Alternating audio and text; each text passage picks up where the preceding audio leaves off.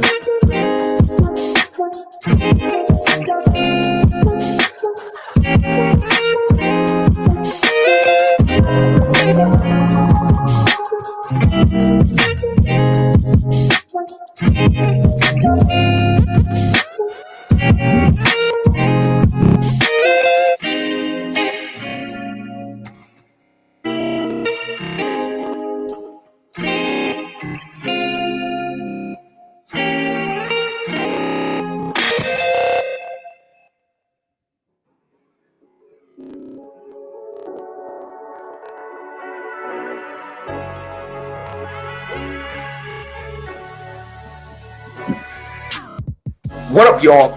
What happens when you pastor, a marriage coach, an educator, and 3 clinicians all together on one platform with no script, no pre-planned questions, with just one goal?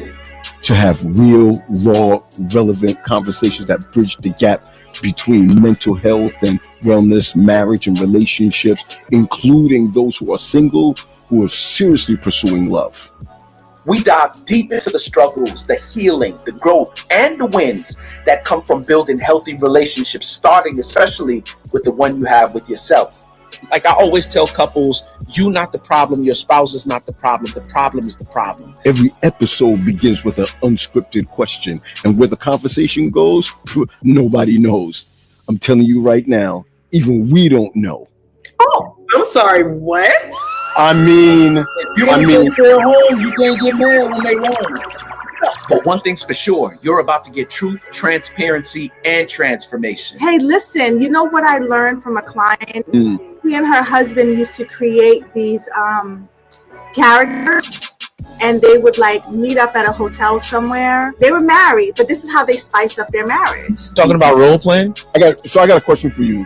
I want everybody to answer it. What would your role be? I see Terry in the Terry's in the green room. I'm not gonna let him off the hook. Hey Terry, how you doing? Question. Go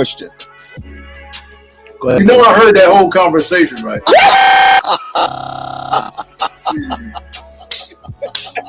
I love it. To another episode of Unscripted, Bridget.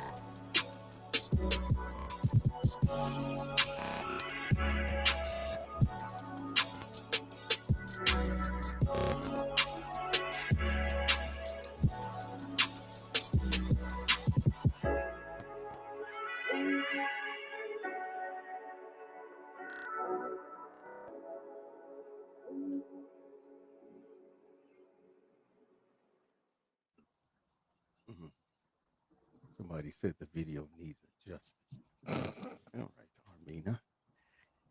Everyone, hey, how y'all doing? This is the servant, Pastor Paul Graham, and wait, where is he? There we go. There's everybody. I just put everybody on at one time. No doubt. It's a pleasure to see. Wait, is that red lipstick that Mina got on? No, it's glossy. It's glossy. Mm-hmm. Yo, I'm not trying to be funny, but Quest, it looks like you got on red lipstick, unless you just had Kool-Aid. It's the watermelon. Pause. It's the watermelon. Pause. P-A-U-S-E. Big pause. He eating the rind and everything of the watermelon. I'm sorry. What did you say? What? Spell that again. P-A-U-S-E. Pause. P-A-U-S. Oh, you got me, bro. You just got me. Big one. Pause. Yeah. Okay. Got me. You know, my spelling is off. You know what I mean? My spelling is off. Mm-hmm. My twin is coming on. Hey, twin. Hey. How's everybody doing? Yep. Good. How are you? There it goes. You know what I'm saying? We in here. What part of Texas were you in, Leah? Huh? What part of Texas were you in? Austin. Oh, yeah. Oh, I love it down there. It was all right. The bats, like, what is that? What do you mean? What do you mean? So there is a certain like part of Austin where the bats come to and from Mexico, I guess, and they kind of like live up underneath the bridge. So where I was staying, the bridge was right there, and so everyone collects at about dusk. And the bats just all of a sudden just kind of like come out in this big old whoosh, and I'm like, Lord help me! Is this sinners like in real time? Like Wow, wow. so yeah, it was crazy. But other than that, it was beautiful. Yeah. She went there with sinners. Okay, here we go. Listen. You know, vampires, bats. Just roll with me. All the same thing. All the same thing. So I got a question. I got a question. Anyone seen Sinners?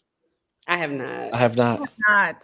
I just seen the trailer. It looked like it's gonna mess with my spirit. I don't want to. I can't. Have you seen it, P? Look, the one with the big cast on his What did you say?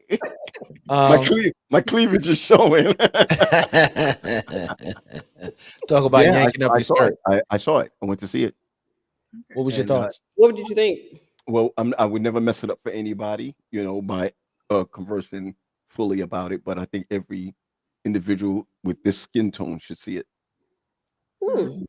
I saw the trailers and I thought, listen, I saw the trailers and I was never going to even look at it. I wouldn't even bet on it. Because I don't want it messing with my spirit. That's listen, it. man, I like sleeping at night. I like sleeping at night. I'm just telling you. Right. I like sleeping at night. And I'll say this to you. You know, sometimes your kids can get you to do certain things. And I'm gonna tell you, when my daughter said to me straight off, Dad, it's not what you think it is. My daughter knows me. And she know I'm not gonna, I don't want to stand for it, you know. I'm gonna use these words lightly, inviting anything into my brain, into my house, into my whatever. I think it's sad though that to get that kind of message across, that we needed to go in that direction. But the message, I'm just gonna say this, the message was awesome. That's all I can say. I don't want to mess it up for no one. It's still too new. You know what I mean? I'm not talking about The Color Purple. You know, I can talk about The Color Purple. I can talk about all these other shows or movies from way back, but this is so new that I don't want to mess it up for nobody. All I'm saying is that that it is quite uncomfortable. It may be quite uncomfortable for our cousins to be in there. So Paul, what I'm hearing is that you trust your children. I trust my daughter. One of the two. I'm gonna have to touch you on the back end. I'm sorry. I'm gonna have to sit with you on the back end.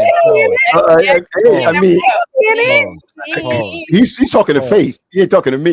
He's talking to Faith. We're gonna have a conversation, you know what I'm saying, off the, you know what I'm saying, so you could tell me, because I ain't going to see that joint. And the only reason why I'm saying that is because you know, Pete, me and you come from the same place, so you know what I'm saying when I say it. I'm easily charged by, and not in a good way, you know what I'm saying, by stuff like that.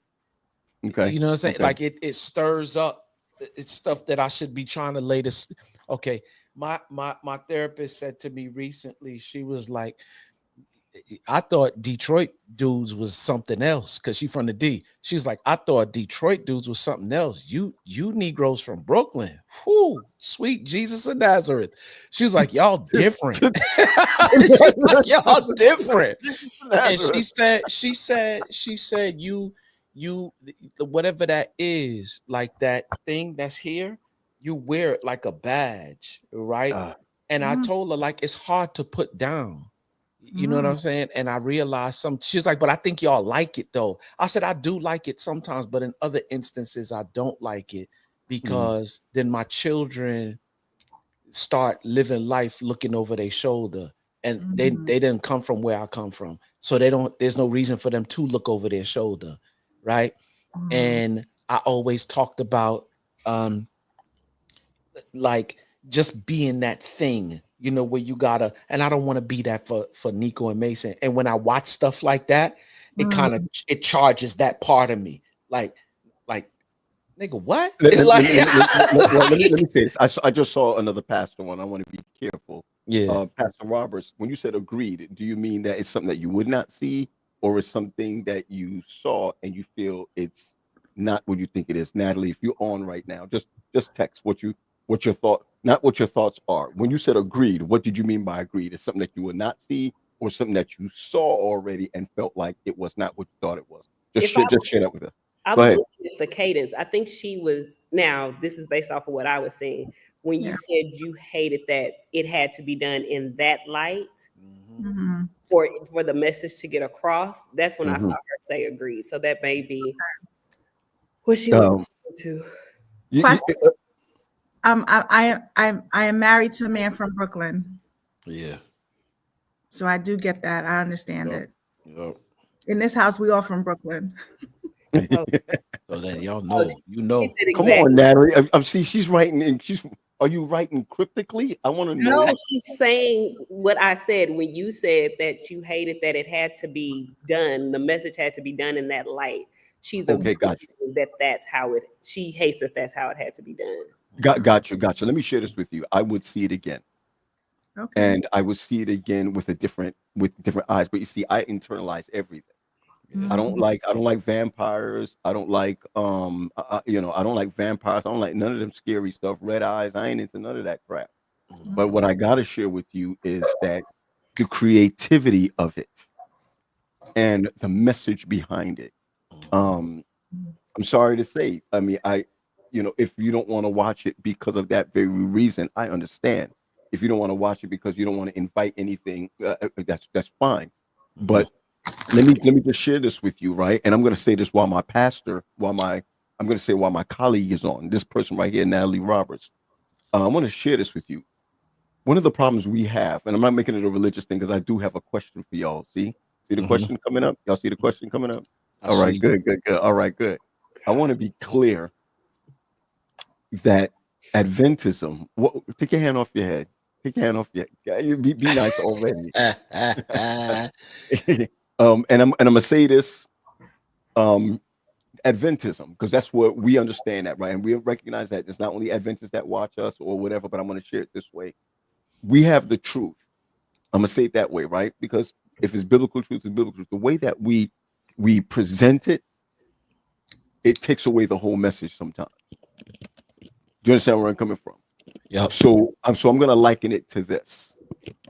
I'm going to liken this movie to understanding Daniel Revelation, but in order for you to get it, I'm going to give you the beasts, I'm going to give you the horns, I'm going to give you the teeth, I'm going to give you the 7 heads, and all that kind of stuff like that. Wow. Because I'm just saying it, right?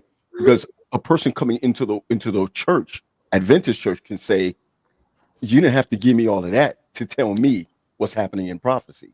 Yeah. But they went back to the scary thing to show us the message. And but so we get that in Revelations. That's what I'm saying. I'm saying Revelations are scary if you depending sure, on where you come from, it can that's right. Too. Right. And as she's saying, the imagery that the Adventist church brings about, or any prophetic church brings about, they start with the imagery. Right. And then they end with the message, when really, right, we probably would not listen or watch the movie if it didn't have the imagery. But I think that belittles how far we've come, right? I think we have advanced and we can conceptualize a lot of things because we have a deeper understanding. I think the imagery is great to get people in, but it's also something that if I have to scare you into believing something, then you don't believe it, you fear it. Yeah, well, I tell you this, when you watch it, okay, I'm talking to you, Sade, because I can't speak for anybody else. Mm-hmm. When you watch it, when your man takes you there, or the guy that wants to be right takes you there, come on now. That when you sit down, instead of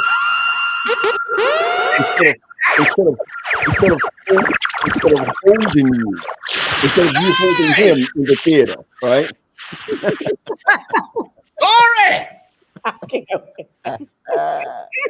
When the man wants to take you there, take you there. Instead of doing like this at the theater, you're going to be doing like this at the screen.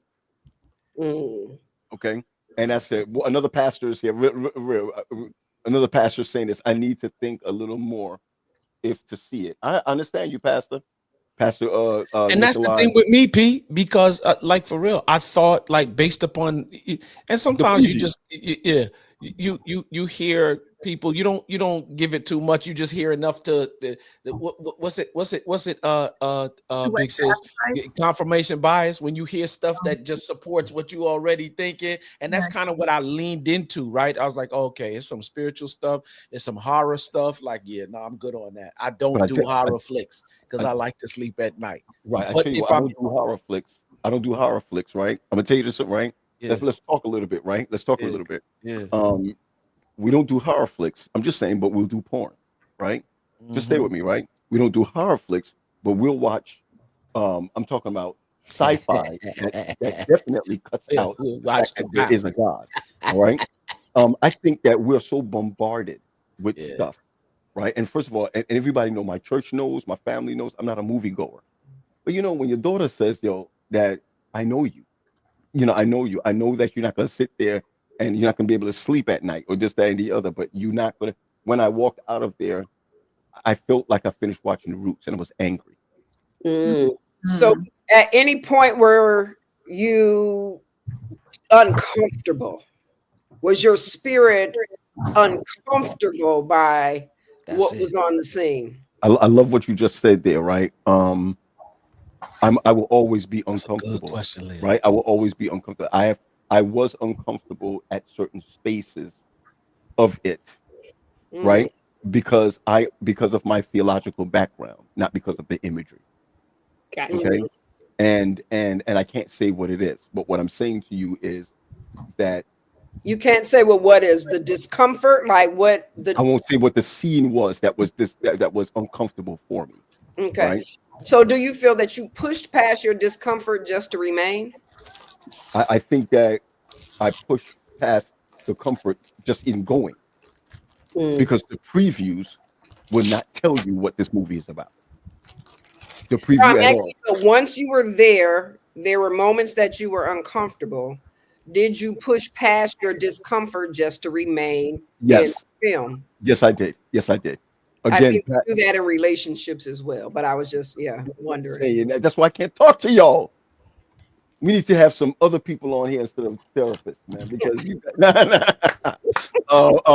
Because I'm glad, because those are the questions really that you asking, Leah, that causes me to properly draw a conclusion as to whether I'm going to see it or not. Sure. Like I told you, I don't do it. There's certain movies I do not do. I'm careful about, in this older stage of my life, I'm careful about what I let through my five senses. Let me say this. I'm sorry. Before we go around the clock with some, I got enough issues as it is already. Listen, I'm going to say you again. My wife was probably surprised that I went. Wow. She is a horror flick. See, I can deal with Jason coming to kill you because he's a psychopath. No, I'm just telling you, I can deal with that because that's all right. What I can't deal with is the bed moving. Okay, I can do the Omen, the Exorcist, anything with spiritual. Did anybody watch Lovecraft Country? Did anybody watch Lovecraft? I don't even know what that is. You saw what you were like. There's this one movie that Vin Diesel did, and I forgot what it's called. But he plays like a witch hunter, if you will, and I'm intrigued by the movie. But I know, like, I can't watch it, because especially when the symbols start coming up and all of this, I'll be like, no, you know what? I'm gone. I can't watch it. You know what I'm saying? It's action packed, and I'm an action movie. I'm an action flick junkie. Like anything Jason Statham, I'm in there. Like anything. What's your boy who did Taken? Anything. Yeah, I'm in there. Any action flicks, I'm in there. But this one movie that he does, and I'm just like, I can't do it. I can't do it. For me, though, I could do horror, right? But when there's this mockery of Christianity, when there's like this colonialism, and I know where I am right now. I don't have the bandwidth to take that in. And if I am there, do I subscribe to that? Okay. Let me say this again, right? I don't feel that I as a pastor, I'm going to put it this plain and simple. As a pastor, the lives that the way that we perpetuate messages is an either or, right there. It's up or down, left or right. You know, sun and moon, light and darkness. I mean, there's no middle ground. Right. So I don't want to push anyone to a place, right, where you're saying, as a man of God, you're telling me to do certain things. First of all, if I was in the 90s or even 15 years ago or maybe 10 years ago, I wouldn't even tell you to be going to the movies. I'll be telling you wait till it comes out. What I recognize is there are some horror flicks or that has demonic things in there, and this one may also have it that I don't know about. Or you understand where I'm coming from? Yes. So I would never say to people, you need to go and watch it. What I'm saying is, when I saw it, I recognized that I wish that the message could have gone across in a different manner. I get Because that. when it was finished, I realized, and I'm going to say this to y'all, and this is the best way that I can say it, that without messing it up for anybody, when I, by God's grace, came here and built RPC from the Bowie Project, when it became a $1.2 million church for 11 years straight. I want y'all to hear me now. That's when everybody wanted me to work for them.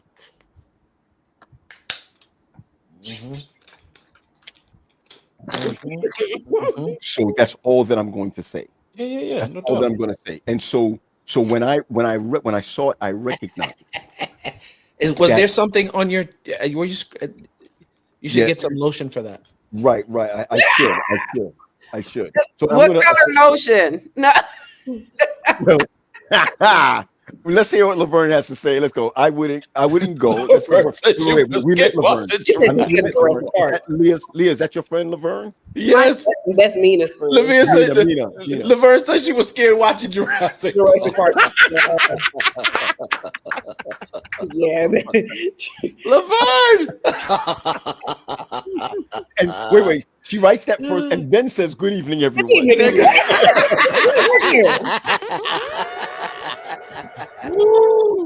I wish my girl Natalie could come on tonight, man. I wish my girl Natalie would come on tonight. Natalie, can you come on with us tonight? I'm just asking. You know, she's a pastor in our area. In fact, she's over children and young adult ministries. Love it. But she's life in itself. This young lady is life in itself. All right, y'all. So I want to share this. Can y'all hear me? But in case we didn't do it yet, welcome to another edition of Unscripted Convos.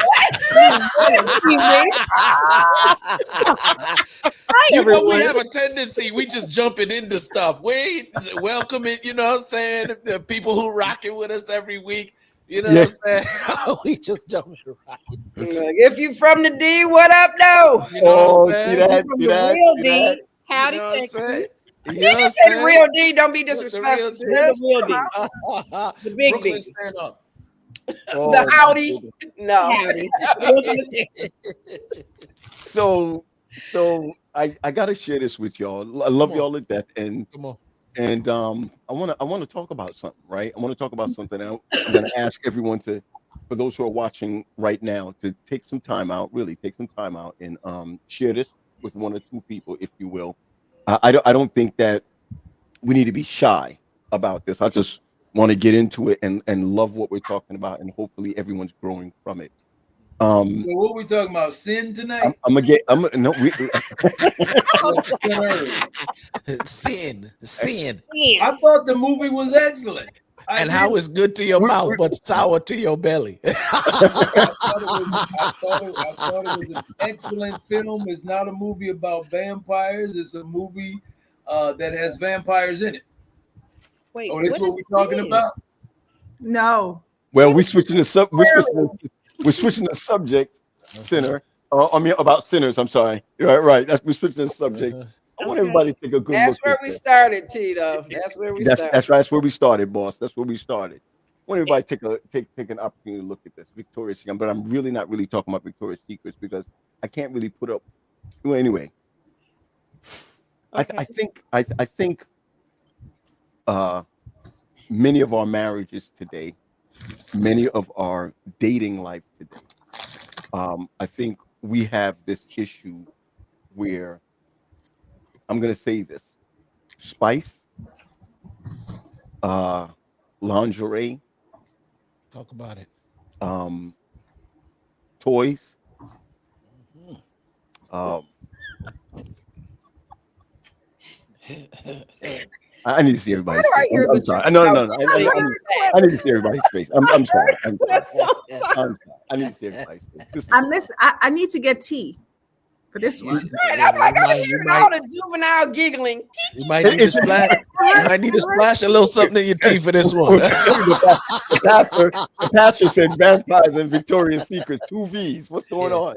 Yep. All right. Look, maybe That you're sound drawing like a up good the blood movie. to That get sound your like a woman good to wear it.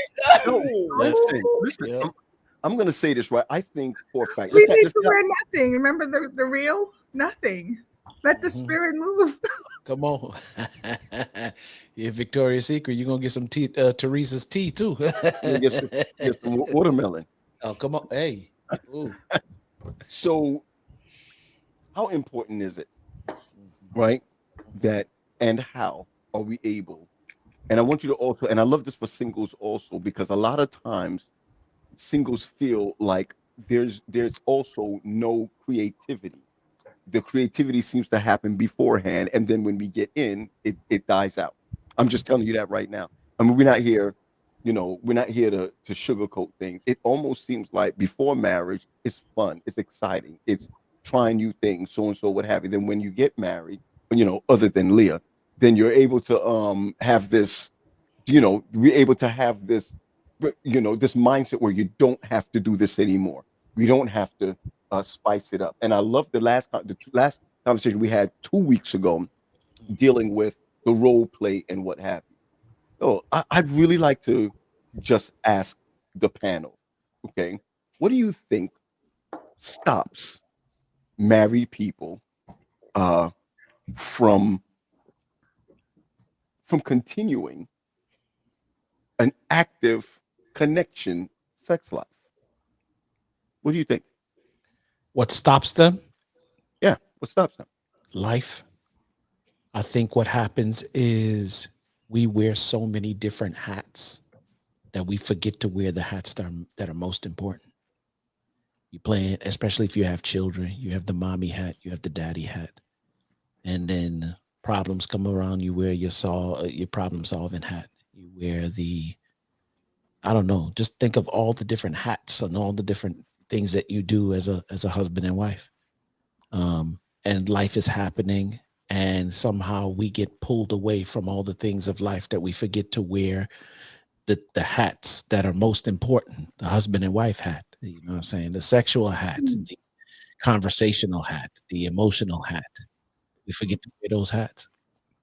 I think at times, oh, I'm sorry. I didn't. No. Go, sis. Come on. I think at times there's this emotional disconnect that happens because it's not all what it was crapped up to be, right? Like there's this high expectation of it. And then when we get in it, it's like we're waiting for the bells and whistles and we never arrive at the bells and whistles. So resentment builds and all these things start to happen that causes that emotional disconnect. But we blame it on life happening, right? So like, if you really want to talk about it, we don't really have the real conversation, the for real conversation as to why that's not happening. We blame it on being tired. We blame it on working, chasing the kids around, blah, blah, blah. Not that that's not happening, right? So please don't misunderstand. But oftentimes it's what we anticipated.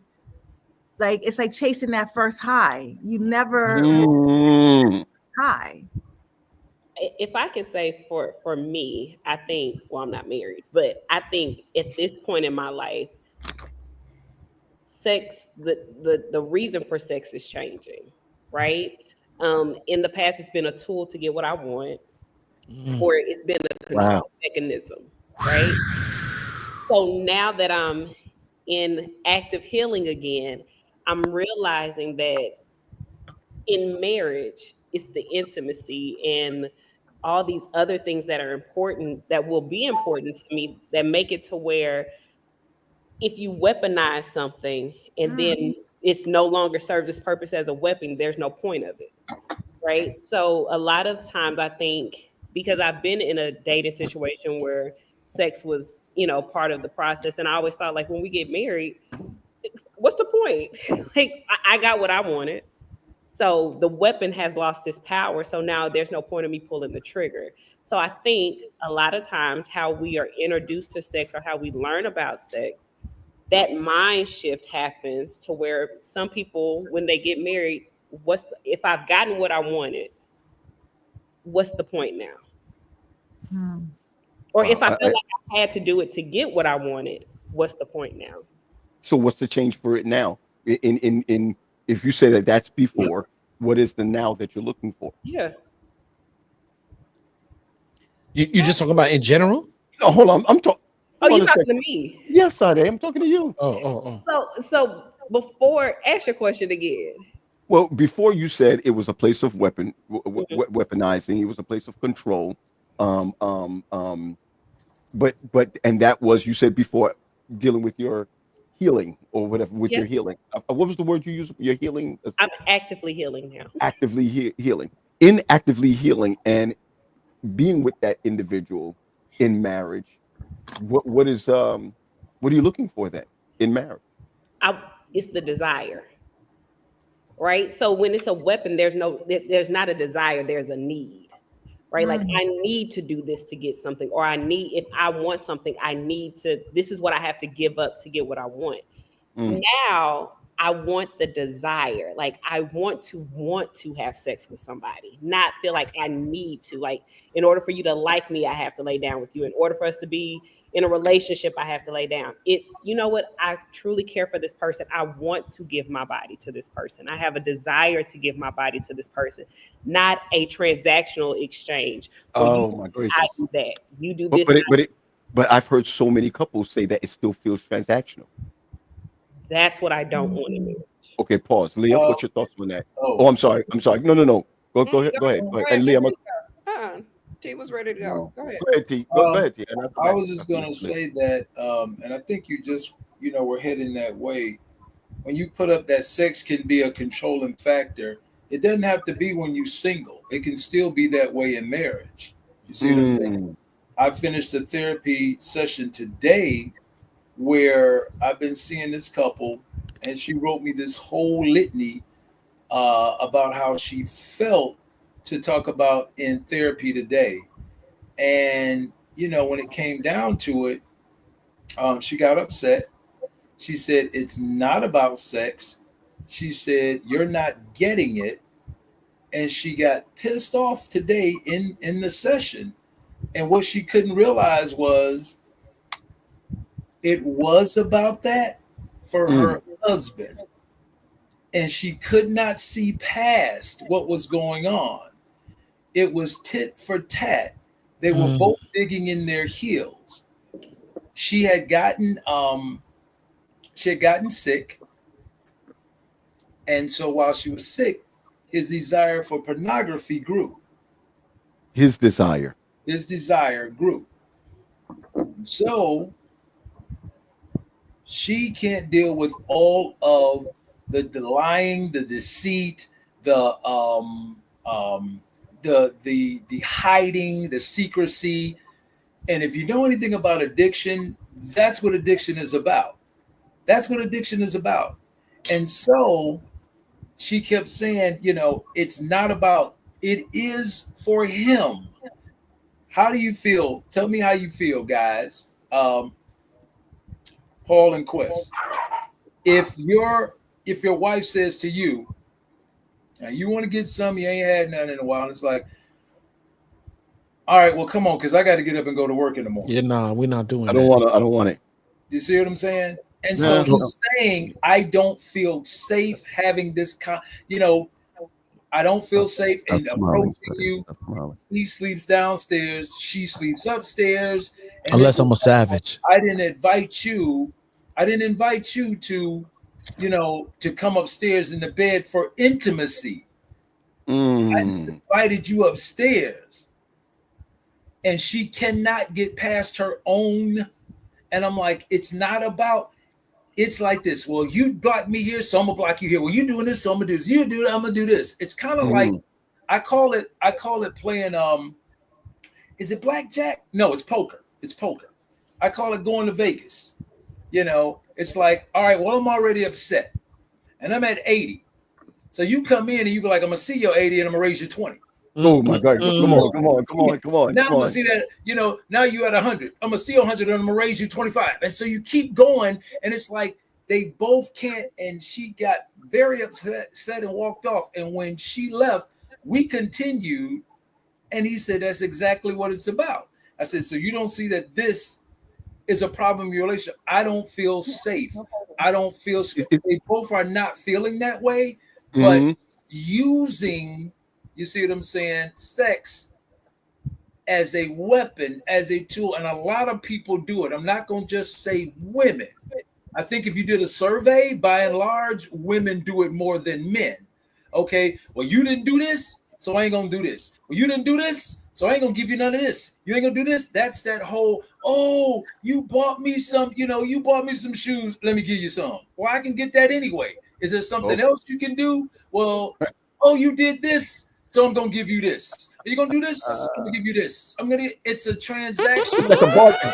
In some relationship. Bargaining chip. Leah, go ahead and then go. What did that comedian call it one time? Oh, you moved that sofa, you go coochie coupon. You know what I'm saying?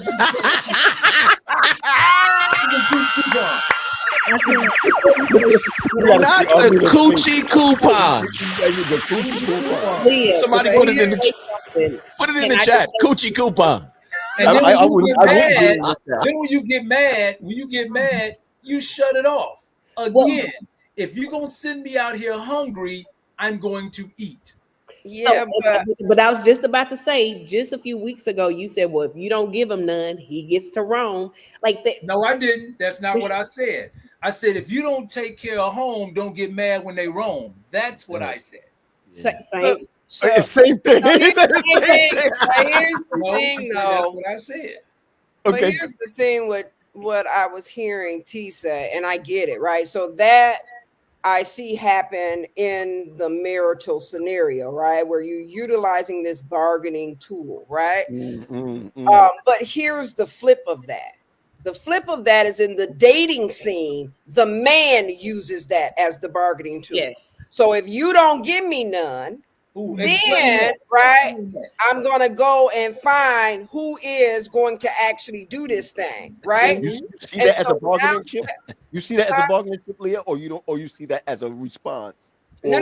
I see that as a bargaining chip, which adds pressure to the woman who may have wanted to preserve herself for marriage, but because she sees herself in a position of, dang, I ain't never gonna get nobody. Do you know how many young women out here having sex and don't necessarily want to, just out of fear that she cannot retain a man in her life? So let's say she gets married to him. Right, but Leah, let's say they get married. Let's say they get married. Yeah. So now what we doing? Payback? Because it's not that it's payback. I'm saying we got to look at the genesis of this thing. I know what you said. You know what I'm saying? We're talking about what's happening in the marriage. The reality is from inception, that woman did not want to present herself in that capacity, but to retain a man.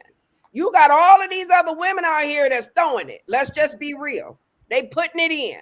So us nice little wholesome little Christian young girls who wants to be chaste until marriage, we ain't gonna get nobody, because by the time y'all are, and I'm gonna tell you this, my daughter gonna hate me, so I'm gonna whisper.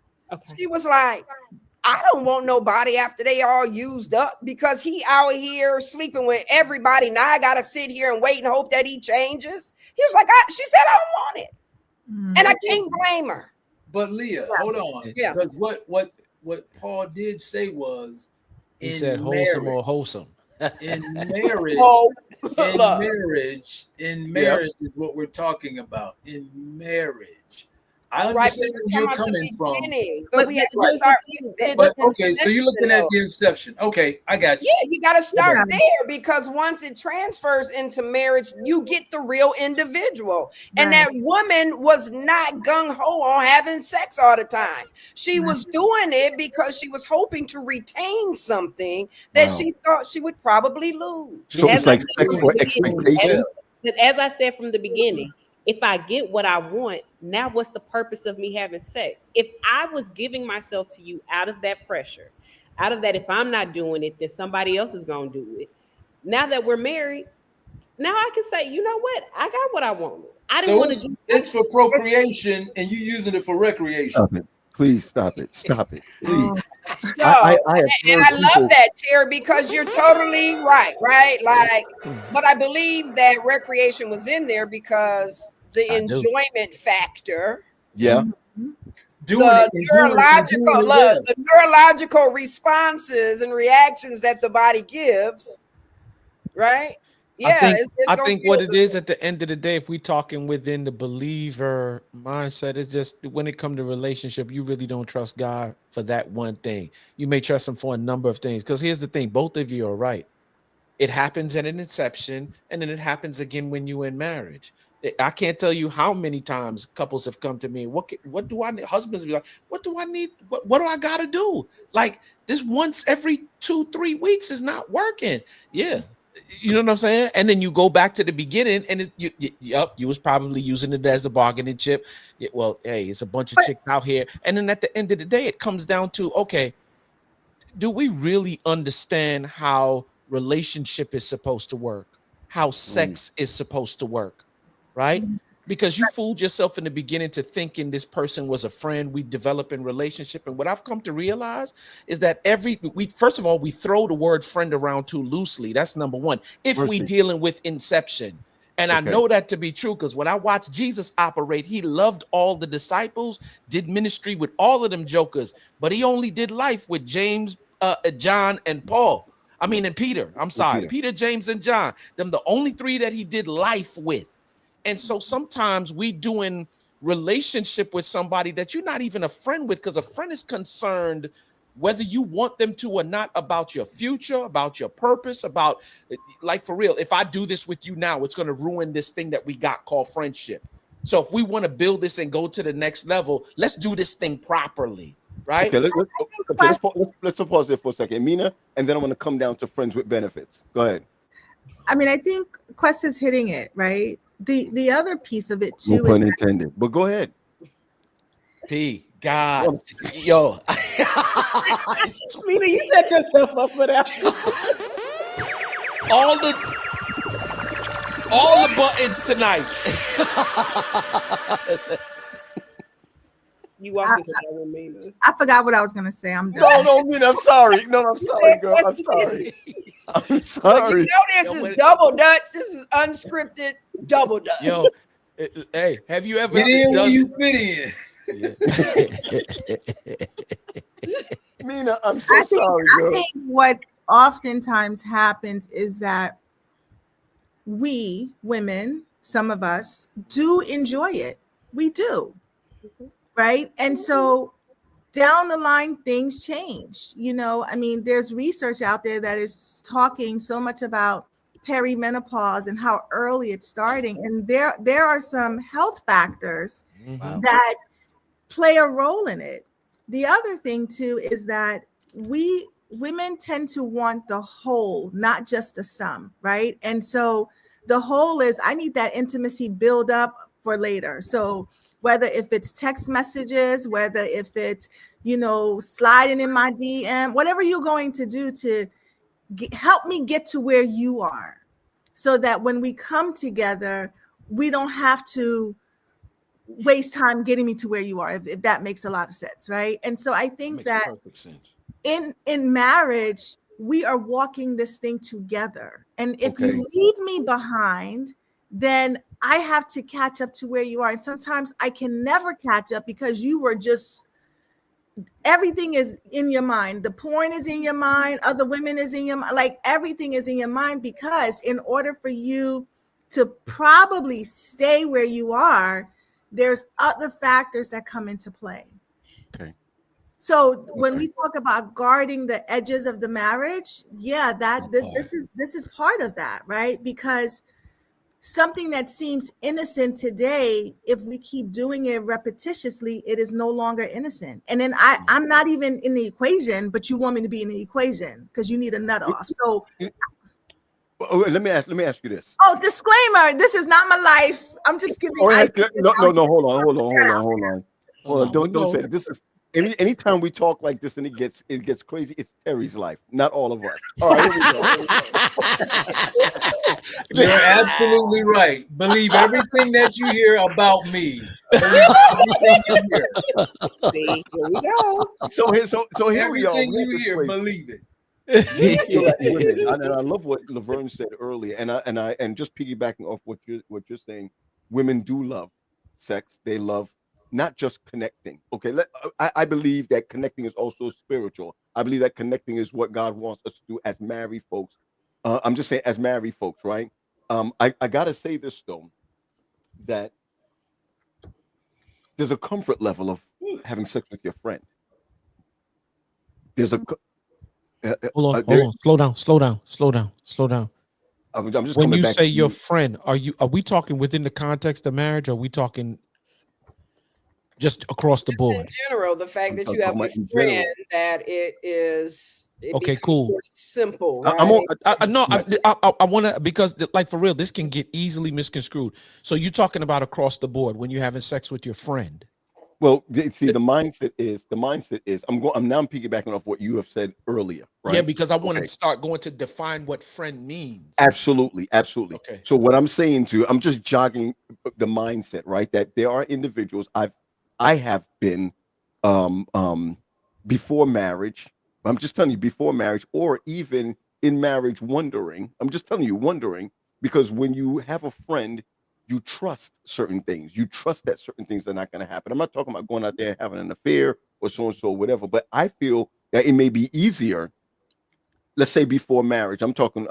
Even if I'm talking to Sade or anyone else, that it's easier to lay down with someone who's your friend than to lay down with someone you're working something out with. So let me say this. It's easier, but the consequences are worse. Got it. I'm with you. Because I'm with you. And I've said this multiple times since the ending of my relationship, I have had the opportunity, right, to be with a friend who is a genuine friend. But what I can't wrap my mind around is giving my body to somebody who I can't call if I have a flat tire. Because the responsibility of my body, if I'm giving you my body, there's a responsibility in my mind now that goes with that, right? Like, you should be somebody I can call if I have a flat tire. You should be somebody I call when I have a bad day. But if we're just friends, for me to put that expectation on you now just because we had sex is unfair. Well, that's what Nikolai is saying. Pastor Greaves is saying right now, that someone's going to catch feelings. And this is why the spiritual aspect of it, I'm talking about the spiritual aspect, the biblical spiritual aspect of it, is that you will indeed, something is going to happen after that. Yeah. Something is going, we're not even talking about the reaction. The reaction is sexual, the response is spiritual. And this is where I feel that we get into not really understanding certain things, because again, as I'm just saying this, right? As Carol said in here just now, she put it in here just now. We don't talk about it in church. We don't talk about it concerning families. We don't talk about we don't talk about any of these things. And so when I trust someone, this is Paul Graham talking, right? Being very vulnerable. When I trust someone, you can take me anywhere. Right, but I guess if we keep it in the context of a friend. If you go outside of the context of a friend and we only look at a sexual interaction, it is very much possible that feelings are not caught on either end. Okay. Okay. Can we just really make this point very clear? Folks, please don't call your friends and talk about, you know what, let's try this thing out. Like, that's not what we're talking about. No. I just want to be clear that we because you know, we have people who really listen to what we say and they take it and they apply some of what we're saying. I'm not subscribing to the concept of calling your friend and be like, yo, what's up, man? I know we've been feeling each other for a while. So we're talking about when you're dating, that person you're dating should become your friend that you marry. Facts. Because one of the things I will truly say is I was happy to have legal sex. You ain't never lied. But here's what we're talking. Here's what Terry is talking about. Here is what Leo was talking about, and I'll go as far as to say question from before. To have legal sex, right? And then it taking away from you in the legal context. What happens? That's why I put it. What happens when in the relationship of marriage, in the context of not even church, of spirituality and the whole nine, there's a withholding issue that's happening. In this withholding issue, what do you do next? Is taxing, withholding. If we know, right? But the utilization of the word withholding says that it is an intentional act. That's what I'm trying to get and at it's right not there. Always that. But hold on, before you go there, explain what legal sex is. Sex in marriage. Sex in marriage. Yeah. But see, here's the thing: if we outside of marriage is illegal, who going to jail for that? No. Come on, man. Since I made the comment, let me clear it up. No, there's a reason I'm saying this, but go ahead. It had to be. That statement is a statement that many of us, and I'm just going to say Adventists, would say after we were married because we had been having sex behind the closed doors. Like no one knew people knew we were dating, people knew we were engaged, but no one knew we were having sex. Yeah, but people aren't as slow though, Mia, to think that people ain't having sex. Honestly, when you get to the point of even the engagement, most people are getting it in. That's why. Let's just be honest. So let me say this. Right? So I'm in a place where I have chosen, like, okay. Stop stuttering and talk regularly. I said I don't want to have sex again until I'm married. So I make that very well known. But I also tell gentlemen, hey, if you propose to me on Tuesday, Thursday morning, we need to be at the courthouse. There's because that's something that's important to me, right? And I think even to Mina's point, if you look at anything that has been illegal in any system, once it becomes legal, it loses its fun. Come on. What happens is when we have sex outside of marriage, it's fun. It's the excitement. It's something that I can do. Like, right. The trumpets can sound, sir. I'm okay. It says, let me say this to you all right now. Love you all to death, and I'm gonna say it this way. Thanks, JoJo, for that.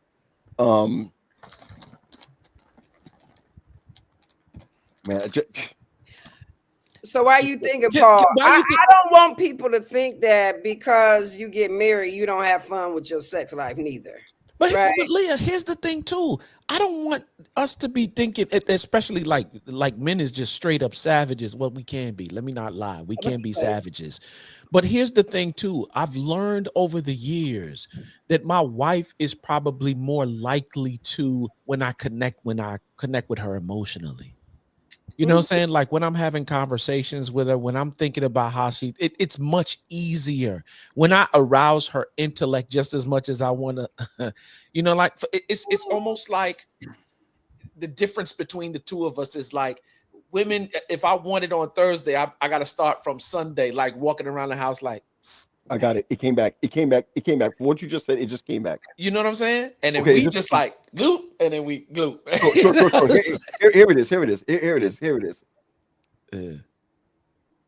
Most people, one of the reasons why I honestly got into premarital counseling or coaching and not marital coaching or what have you. I find that more people, when on their what do you call it again? On their invitations, they say, "Today I married my best friend." No, you didn't. You married somebody that you're compatible with. And I think that many people marry individuals that they're compatible with. I don't believe that they marry their best friend. Now, I'm going to say this, and Compatibility changes. I just want to pause. Can we get a Right, you doing a remix or what? all right. And did she just say that the Knicks won in overtime? In God is overtime. such a Okay, good go guy. Go ahead, continue. A win is a win. A win is a win. A win is a win. A win is a win, New York. Okay. But compatibility changes, though. And I think It has to. But see, that's my issue. The issue is that if you marry your best friend, like I have felt, and I don't think I'm gonna get in trouble for this. I married my best friend. I have to say this, that when my brothers, if I was not gonna marry Wendy, stay with me, y'all. If I was not gonna marry Wendy and I married somebody else, she probably would have been in a suit next to me. I want to. That's how close friends I'm going to say we were, not that we are. Do you hear what I said? I'm telling you that right now. I didn't marry my best friend, but my husband has become my best friend. Okay. And that's why when people say today I've married my best friend, it's kind of tough to say today you marry your best friend. When I say I marry somebody who I'm compatible with and we are moving towards that. You understand where I'm coming from? You do know that everyone has a different version or definition of a best friend, right? So maybe to that person, they did marry their best friend. Okay, I believe that. Because I know Denise and Ali, I believe that Denise married her best friend. Okay. Here's my question to you before you go on. I need you to tell me what makes the person your best friend. I think total vulnerability. You don't think in the dating into engagement that total vulnerability has happened? No. Okay. No. And let me say, I don't. I will say in the past, like literally, thanks to Armina, I'm going to plug her counseling services. I had a great session today. But one thing I will say is I literally had to tell her, I said, I'm so used to things moving quick, right? Like if I meet a guy on Tuesday, the next Tuesday, we're dating, we're locked in, we're in a relationship. And now I'm in a process where I meet somebody and we're literally taking things slowly. And I can tell the difference, right? Because this gentleman would be my friend, even if we said, you know what, the relationship would never work out. Because I'm forced to be patient. I'm forced to develop like real conversations. There's a slowness to it. There's a crock pot mentality versus a microwave mentality. I could not say that my last ex was my friend. He was not. And so because of that, I do believe a lot of people that you go through the motions and you check the boxes, but you're not being intentional with making sure that the boxes actually, the check is actually being met. So I do believe there are some people who maybe they do, but I'm not going to say everybody does because I definitely would not have. So this is so TMI, but when you could have that dump, that to me says, like if you are comfortable enough to do that, we're gonna ride or die this thing through. You're talking about crapping in the same place. Okay. Go ahead. There's gonna be a fight upstairs. There's gonna be a fight upstairs. No, I'm just kind of looking at this about people's level of comfortability of themselves, not so much of the other individual, right? So a lot of times, right, our identity is coming into the relationship and how we actually see ourselves, whether or not we're confident, right? And showing up in space with another individual. There are some overconfident people that don't love you, but they'll be in a relationship with you. They'll sit down, they'll pass gas, they'll, burp, belch, the whole nine, and they don't think absolutely nothing about you. And a lot of times it might simply be the fact that they don't, that they have no problem, right, sharing themselves in that manner. It's because they don't care. So I think that, there's a range of how individuals show up, which makes it so beautiful in relationships, right? I'm a very introverted individual. I love my husband dearly. He's more, for certain things than what I am. I look at him and be like, ugh, right? And then we might crack up laughing after that because I'm like, you just nasty. Like, what? Ugh. Never, right? Engage in such behavior in front of him. But that's just me. Doesn't mean that there's a loss of love, friendship, or anything else. So I just don't want us to be as rigid, Yeah, but that's what I was saying too, that for everyone, when I said that word friends has a different meaning. Yeah. So does what we want in relationships, right? Yep. I think when we're in that dating phase, there's this the idea of what we're talking about. There's this level of, I want my best self to show up in hopes that you will approve of me, take me. And then at some point, it's like that bra at the end of the day that just comes off, and then things are just everywhere, and I think so people then get surprised at who they're now seeing and say, I never knew this person was like this. The thing I would say is what's been the most uncomfortable for me, right? I've always been able to tell my story and be vulnerable and transparent, but being able to sit with someone else, right? And I said this today, for the first time in my life, somebody can tell me their story and I don't in return tell them mine. I sit with them in that, right? I sit with them and say, so what does this look like for you? Like how, and it's not me saying, okay, well, I heard yours, so now let me let me match, because it's about actually getting to know the person and not getting to there's no goal. And here's the thing too, Sade, on the flip side of that, that's when I communicate and fill in the gaps. I want to tell you my story too, but not today. I'm interested in hearing so that you don't think from your end that you just that I just want you to divulge all the information about you, but I ain't going to tell you nothing about me. No, I will. But I just think we can do that another day. For today, I want to understand where you coming from. Yeah. Yep. And so the same way that we use, or may use, right, sex as a bargaining tool. So the same way showing up in conversation, because I show up and I speak to you should, right? And so a lot of it is that we are trying to have power and control within the relationship so that it looks the way we desire for it to look, instead of allowing it to organically formulate, right? And so that's great. Let me tell you why the friendship piece is so important. Sorry, Leah, nasty Leah.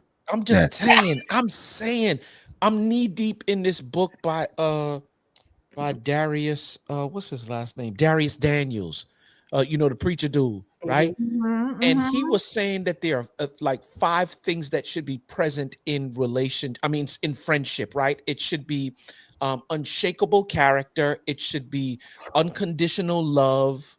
What else did he say it was? It should be unbridled honesty, unremovable reliability, and unceasing encouragement. Like those 5 things need to be present in a friendship. If that needs to be present in a friendship, what you think needs to be present in a doggone marriage, right? Because there's some people who are loyal to you because you got years, but then they don't have the unshakable character necessary to check you on some stuff when you need to be checked. Immediately my mind goes to Joab and David when he wanted Bathsheba, right? Joab almost made David ruin his entire stuff because we close, but I didn't check you. You sent Joab to go tell them to put my man on the front lines, and you didn't check David like, yo, that's my man's, like, that's homegirl's husband. Why are you putting him on the front line and make sure that he gets hit? So I'm saying that if we're going to do the relationship, all this stuff about control and we doing this so that I can make it look this way, or like if it's not what we both want, if it's not what we both trying to build, then what are we doing here? More So why don't importantly, you just have do an you agreement? really? Why don't you just have an agreement, Quest, that you can do what you want to do on your end, and I can do what I want to Nah. do on your end. But I think the My thing question is at that No, point. don't change my question, No, Sade. My question change my at that point is it relationship that God would want us to have? Because if it Okay, ain't fine. that, Okay, fine. Yeah. Were you going that way, Sade? So what I was going to say is I think when the basis of any relationship is friendship, right? You can offend me as my husband, but I still care for you as my friend, right? I think that there has to be, in some instances, I have to be able to look at a situation outside of the role that you have in my life and still consider you as my friend.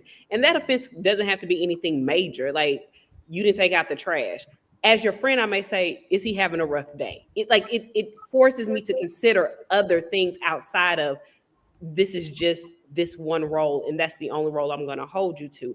So I think a lot of times, we have to be mindful. Like Mina said, everybody has a different definition of a friend. Mm-hmm. Everybody has a different definition of a friend.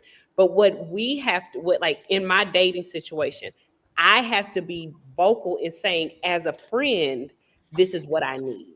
As a friend, this is what I desire.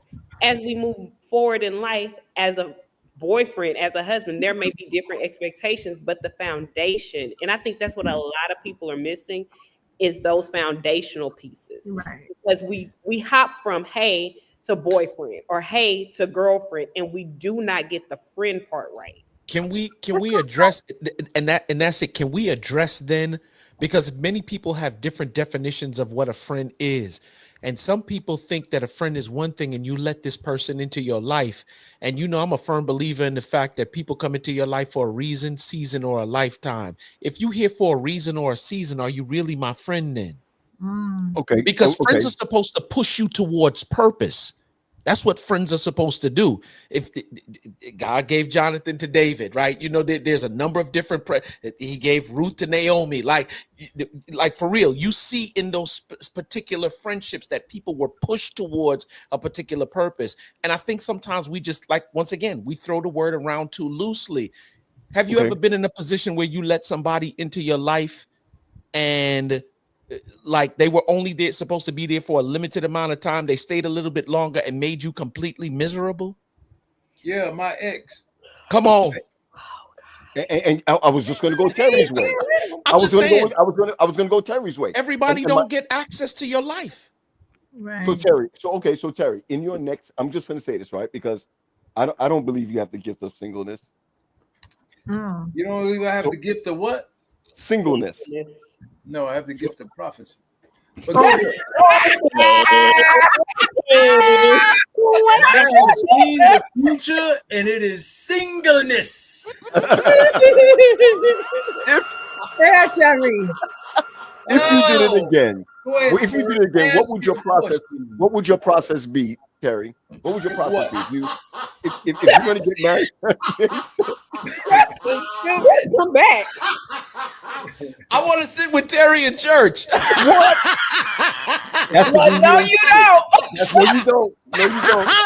I'll be honest with you. Before you answer that, Terry, I don't think I can sit with. You should not surely die. You said you don't think you can sit with me in church? No.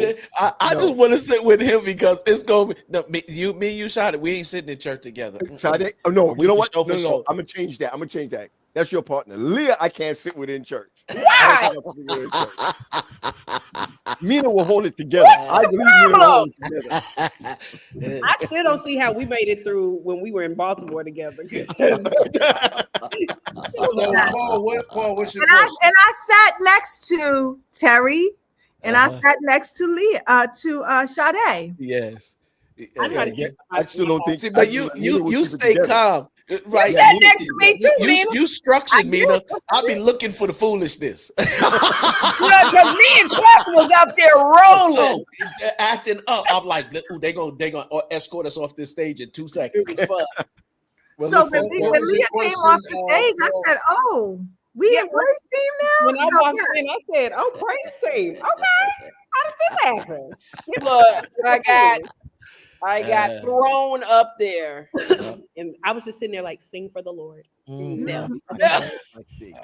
Paul, So, what was your Terry, question? Ooh, Terry, if cams. you did this again, if you got married again, what would your process be? Friendship, compatibility? Put it up, would you be Wes. looking I for? want to see what Cam said. What would you be looking for? I got it. Go ahead. Yep. He asked you a question, Terry. He's reading. Let him read. sorry, Let I him was read. reading that. Let him read. Let him read. Let him read, Red Lips. Go ahead. Wait, hold on. Let me just see something here. For a minute, I thought my mom had got on here. I'm like, Okay, here we go. Here we go. You're listening, not you're Come on, girl. You know what I'm saying? Go on it. Look, Lola Falana. Let me get mine on. Do it, Quest. Oh, What did Lonnie say last week? What did Lonnie say last week? Somebody speak. he said he needed his foot massage. That's Yeah. it. That broke toe. Broke Oh toe. wait, y'all look at JoJo's message real quick. JoJo, you cannot imagine. You cannot. It is. Okay, look what JoJo just wrote. It's bad. It's It's real terrible. bad. It's really terrible. Look, and it's often. Listen, it's all day, all day. Look, the measured frequency. Wait, did y'all see the last thing I just sent y'all before we came on? No, I didn't look at Oh it. yes. If any one of y'all do that at my funeral, I promise you, I will give you I will leave you whatever you want. You know, I missed that one. Leah, that's what I want. If I die, Leah, you got to do that at my wedding. Same song. At your funeral. I mean, at my funeral. Die at your wedding. It happens a lot. Okay, that's only when they're not what your friend. No, I honestly don't believe that. Friendship is going to be the sustenance per se to a marriage. Okay. Yeah. Do you think it's foundational though, Leah? Yes, I do. I think and a piece that continues to grow in not the taking over or being the one all be all, but it has to be present. You don't think throughout it foundationally, and then as it grows, it's just like one of them strong branches in the bush. You know what I'm saying? So again, I believe that it is a component. Yes. Right? Okay. It is one of the parts of sustaining the relationship, but I don't know if, and it may be for different individuals, right? But I don't know if that is just the sole ingredient. Like we say, hey, here is the base. This is the foundation.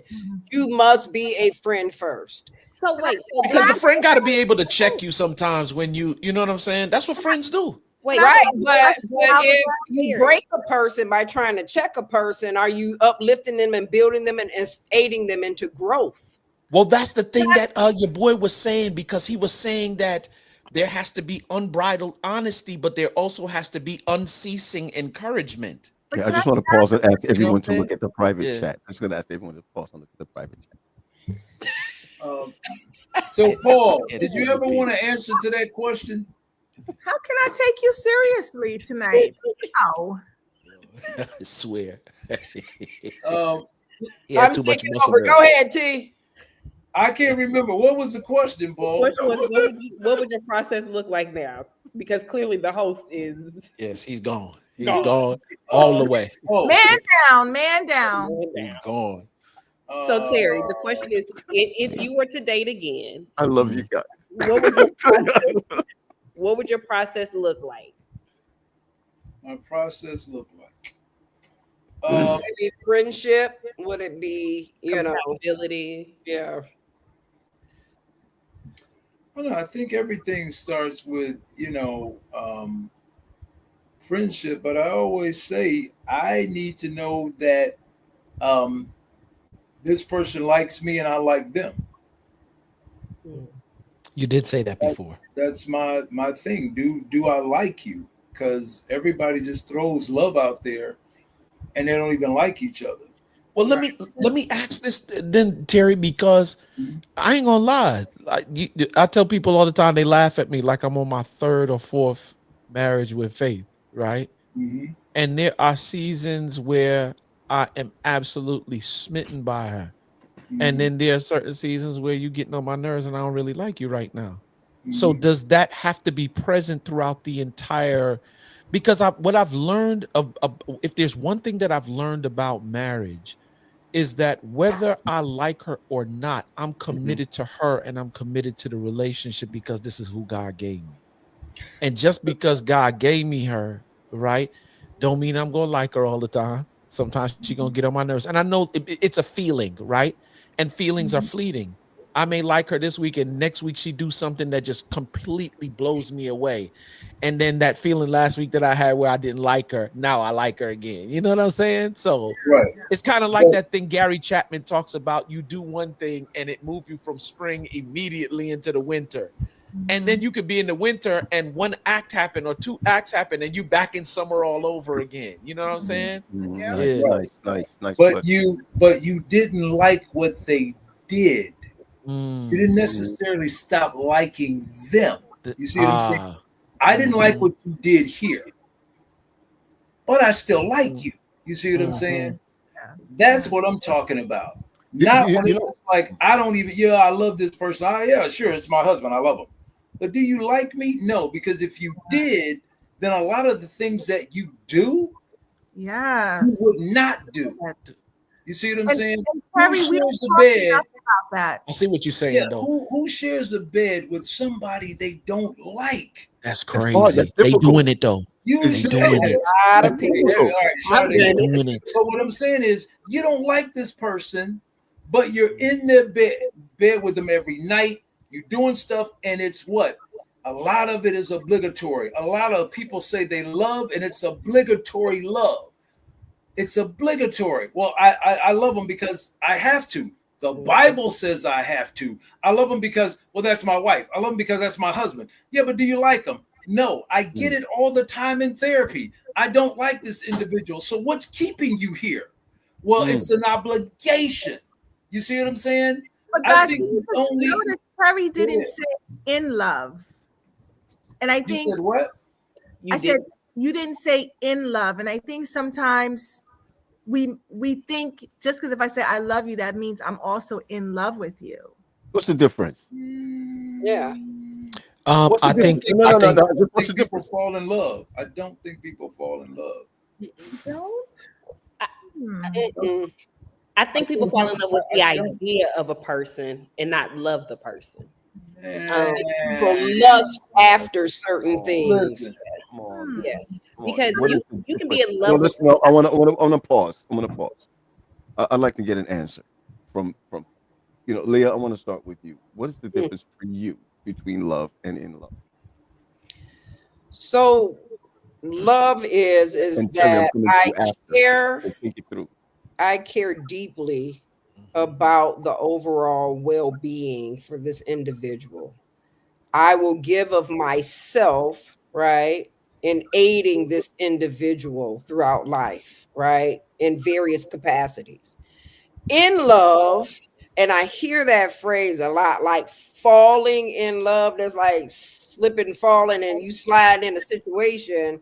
I don't really know what that truly is. I think that a lot of times is that you're smitten by maybe the physical appearance of someone, or that individual feeds, right, something, a gap that's going on in your life, right? They feed this thing that's absent. And so you're like, oh, right, I have these overwhelming sense of emotion for the moment. And then later on, you realize that it was just simply that it was an immediate gratification that came up versus this lasting, right, sustainable situation. So, yeah, I don't really believe in falling in love. Okay, Terry. I don't think people know what love means, because when love actually shows up, it's a real scary thing. It's a real scary thing. It's like, wait a minute, hold on. So you ain't got no job. You done lost your job and it all falls on me now? So wait a minute, hold on. I gotta change your diaper now because you in a wheelchair? sickness and in health. Wait a minute, hold on. Better or worse? You got me out here on the street. We ain't got a place to live. What? But you said you love me. Love is scary. It's very scary. And if it really shows up in people's life, no, I don't want that. I don't want that. I want to go back to, this what I think love is. And if you really do the research on love, guess where that came from? It came from a lot of the romance writers. They had us thinking that love was this thing that they wrote in. Oh, it's supposed to be this, supposed to be. And when you watch these movies about love, it's all of these people that don't work. You know what I'm saying? They just constantly going on picnics and carriage rides and whatever. The romantic era, it's all a bunch of fluff. A bunch of what you said? Fluff. Oh, fluff. Oh. Yeah, I think what we're saying is the in love piece is the emotional part, and the love piece is the decision part. It's like what happens after all the emotions have, you know what I'm saying? It's that what Terry's talking about. I'm deciding to love you. Like you are the person that I'm going to choose to bestow my love upon. Whatever the deepest understanding of love is, you are the person that I'm going to bestow that upon. You know what I'm saying? The in love piece is the you know, as a third, that's that romantic period. It's the all of that stuff they were writing in books and whatever. Who does that? I think Dr. Gottman calls it the tingles. The tingle but that's stage. why I go back to Paul's initial question. Why is there a diminishment of sex in marriages, right? Is because most times sex is kind of attached to like these fluffy feelings, these, tickly feelings, but that's not sustainable. They're fleeting. So if you associate that with sex, when they're gone, so is your sex. But I want to disagree with Terry, if I may. Because when I think about love, in my active healing state, right? I think about when the Bible says perfect love casts out fear, right? And so genuine love to me should not be a scary experience. It should diminish a lot of fears. Like I should not be fearful about loving a person that I believe is genuinely loving me. And I think we have to kind of define, because to me, love is an action word. It's not something you just say. And I hate the term falling in love because that's accidental, not intentional.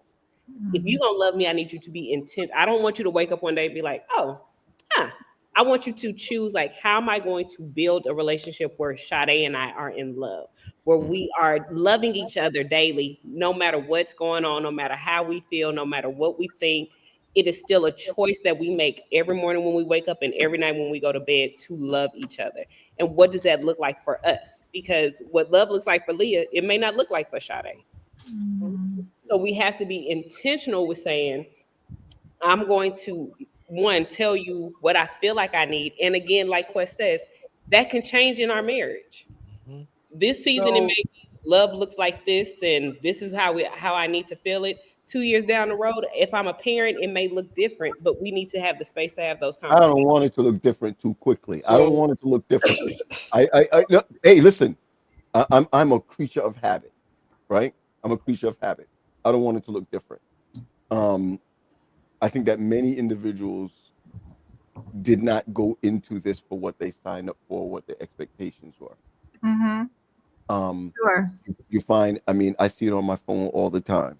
You find more couples, and I know we ain't got the time, but we should do this Wednesday night. We could do it.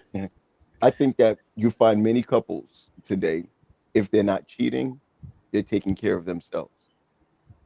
Do you hear what I just said? If they're not cheating, they're taking care of themselves. I know we joked sometime about the rose. We joked about, this and not the Jergens. Really? No, this is Jerkins.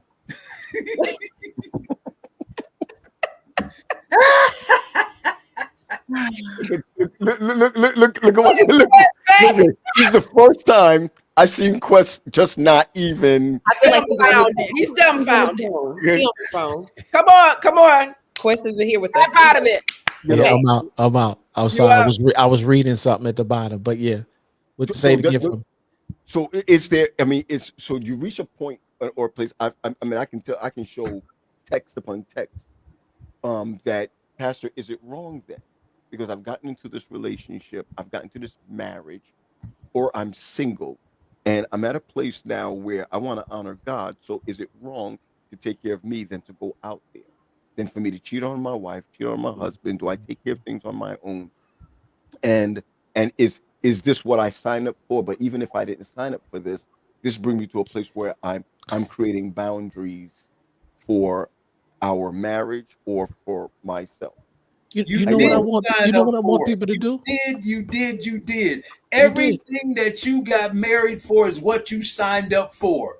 That's Rich it. or poor, sickness and in health, better or worse. You signed up for it. Here's the funny thing. Some people signed up for some stuff that they didn't converse about. Yep.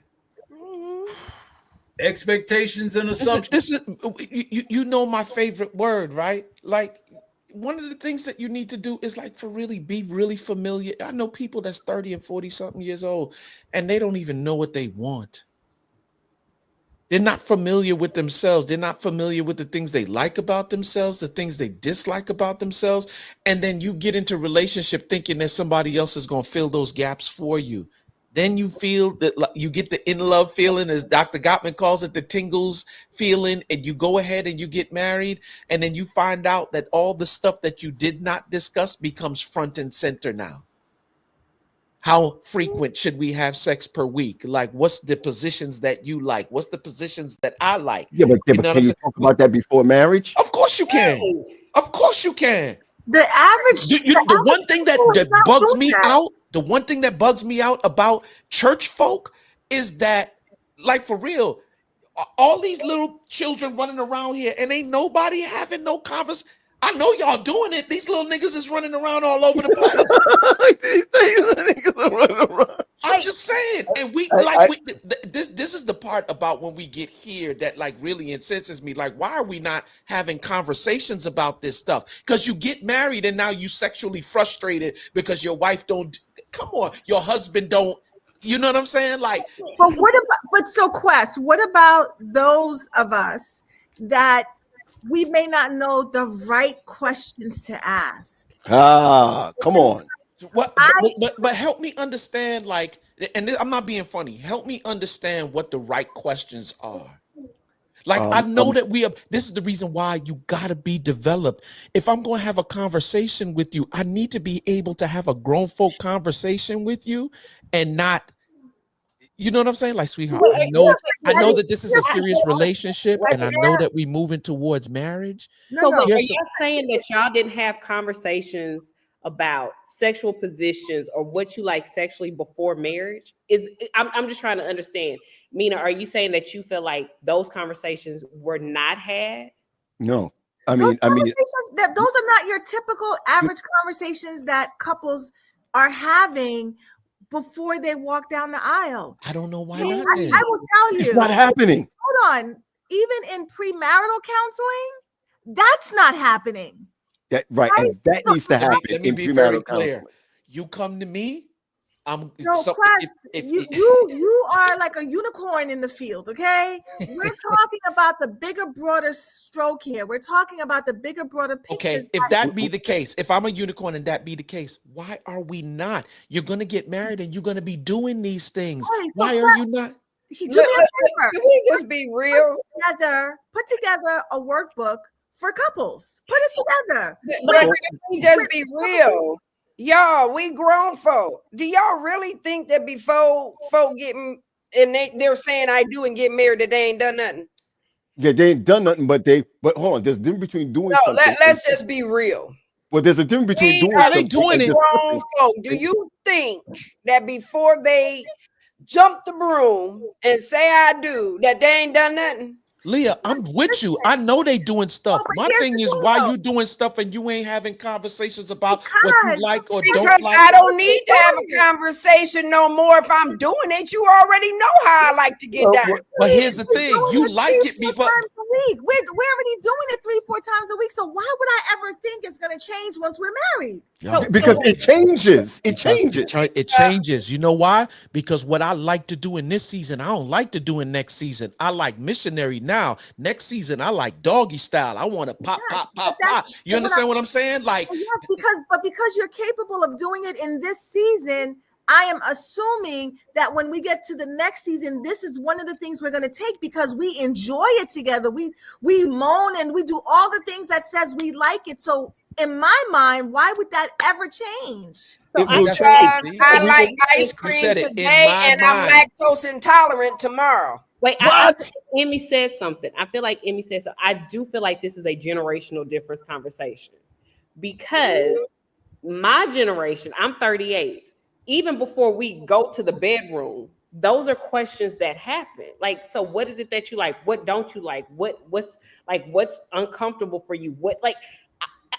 And to hear people say like those conversations aren't had. Said we crazy. Like I legit, like I'm sitting here flabbergasted because I'm like, how do you even have sex the first time without having those conversations? Well, I'm gonna say this to you, right? That there's so many individuals. It's organic. It just or how we call it natural, right? We call it natural, right? Because I'm gonna say this right now. We're also taught as men, or maybe in my age group, that this is the way you treat your wife. This is the way you treat your hoe. Okay, okay. I'm just telling you right now. And to be honest with you, well, maybe if we had some conversations, we could do it with our wife. You would have been you've been wife hoe. You've been wife hoe. You know what I'm saying? Okay. And I'm gonna say this. Hold on, Pete. I want to say it's not that I don't get what Leah and Mina is saying, because I get what both of them are saying. I do get it, right? But I'm saying, what has that gotten us? How many relationships have gone left? You know what I'm saying? Because the conversations are not being had and we're not filling the gaps in those. And I'm just like, yo, can we learn something from past experience and be like, okay, cool. We might need to change up some things, even in the way we communicate specifically about this particular thing right here. Yes. You know what I'm saying? Yes. Okay. Well, there needs to be like a singles seminar or something that happens around just dating and like these kinds of questions to ask, because asking how you like it is not the same as asking the question of like, what is the expectation of me in the bedroom? Mina. You know, bye, y'all. Have a wonderful night. I'm literally sitting. Mina, some people ask, do you like it while you're doing it? Okay. You like it? You like it? And you're not going to say no. You're not going to say shift left. You're not going to say none of that stuff because it's we don't have the conversations before. We think organically or naturally certain things are going to happen. And so if you've been doing certain things beforehand and then you get married and you never talked about whether oral was something you would do, whether bathing together is something you would do, I'm going to go as far, whether you would like to do it outside. Would you like to do it with the lights on? Like, come on. You leave me at the hotel. Like, I like belts and wigs. You know, okay. B, it's funny because you would be surprised. I like belts and wigs. I'm saying that in general. I know what you're saying. You would be surprised how many couples are doing it, but there's some inhibitions in there. Yeah. And so I was thinking that too, Quest. Like, why not say I need you to shift, right? So the question is, what is it about? The thing is what is it about you that's apprehending you from being open, right? And being able to have those conversations. A lot of it can be cultural. Yes. I remember growing up and there would be a sex scene on the television and my dad would cover my eyes. Right. So over time, I'm having to turn my head because I already know that this is something that dad doesn't like, right? And that and so the reality is we have to look, it's a lot of different factors that feeds into our ability to openly just talk about sex, let alone engage in certain behaviors. Sometimes it's just simply, easier to just do it and say absolutely nothing. Nothing. Yeah. Wow. The thing Leah, that I would let say me is, jump on to what Leah said. I'm gonna tag on to that. Leah said it's culture, but it also too has to do with our religious base. You know what I'm saying? Because we were taught that this is wrong. Wrong. Yeah. If you go back further, before any of us was born, sex was for who? The man. You see what I'm saying? It wasn't for the woman. Go back and look at The Color Purple. Wow. Climb Yeah. on top of you and do my business. Yeah. If you ever saw the movie Great Balls of Fire about the Jerry Lee Lewis story, okay? When he that's right, goodness gracious. And the deal was when he had sex with his cousin twice removed, okay, the way she was moving in the bed, he jumped up and he was like, "What is that?" And she was just like, well, I don't know, what are you talking about? He said, "Don't no virgin move like that." And then she said, "I don't know, I just started feeling the music or whatever." And he got mad and he left. You see what I'm saying? Because it was like it was not for. And so there's certain things that you don't talk about. The Bible, this is taboo. You don't do this. And you say, "How?" Yeah, this true story. When I was a kid, I used to sit in church and look at couples and be like, "I wonder what their sex be looking like." Because it's so, you know what I'm saying? I used to wonder that. I did the same thing too. I did the same thing too. Or how did they have a kid? The way they presented in church, Cams. you be like, this stuff got to be dry as the Gobi Desert out here. And so now it's like, that's taboo. Oral is wrong. Doggy is wrong. Missionary is wrong. Cowgirl, reverse cow, whatever is all of this stuff is wrong. Tell what you know, Terry. You know what I'm saying? It's that. I know And a thing so- or two about a thing or two. And so here's the thing: what has not happened? Y'all silly. Talk that talk, Terry. We can't get Mina. We can't get I know Mina what to I act up. like. But here's the thing, though: what hasn't happened is Come on, it's Mina, undoing the mindset, yes, right? We You said have what, to. Leah? What's not happening is undoing the mindset. That Right. So part. we Right. actively, right, and intentionally have to confront what has us stuck or not performing. I'm just saying, why should all the porn stars have the phone? I actually found my therapist hat for tonight. I did take it off for a little bit, but I did put it back on. And to what Leah was saying, I just want to add the piece of our traumas come with us, and sometimes it affects the questions that we should be asking because of fear of just fill in the blank of that, right? And so if we have not taken care of self in terms of like healing from some of those things, we don't know what we want.